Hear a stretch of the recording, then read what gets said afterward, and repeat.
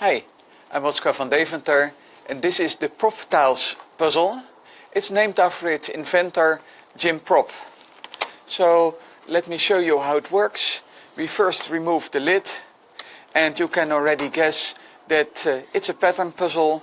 You see these domino tiles, they are now in the solved order, and we have this magnetic tool. And the way that it works is that I use the magnetic tool to pick up a set of tiles.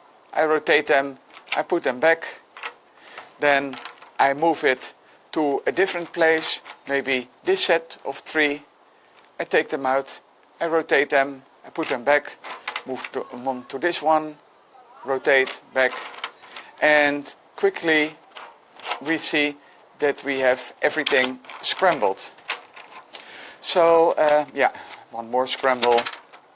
Oops, and it fell out. Anyway, now the puzzle is scrambled and I need to use this magnetic tool to solve it again. And obviously that is challenging because, yeah, I think I've forgotten what I've done. So it's a lot of work to get everything back again. We have the original pattern, but it's definitely not solved. And yeah, I had this little thing, I call it the Propp because, yeah, after Jim Propp, for this one. Actually, this puzzle was not challenging enough, so I also made a bigger version, a 4x5 version. It's the same concept.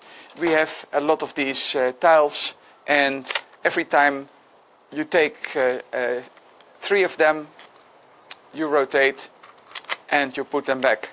And the difference between the 2 versions is that here I have embedded the magnets in the tiles so you don't see them stick out.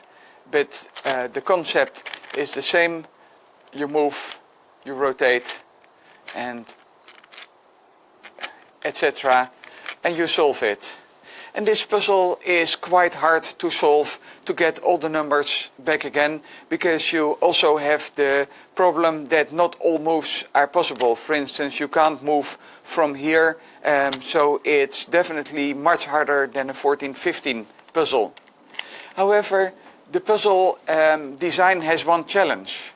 That is, if you take the pieces out randomly and you put them just at any place back, then typically you can't solve the puzzle. So my question to you is, can we redesign this puzzle in such a way that it's still an interesting puzzle, but no matter how you put the pieces into the tray, it's always solvable with the propeller? Thank you for watching.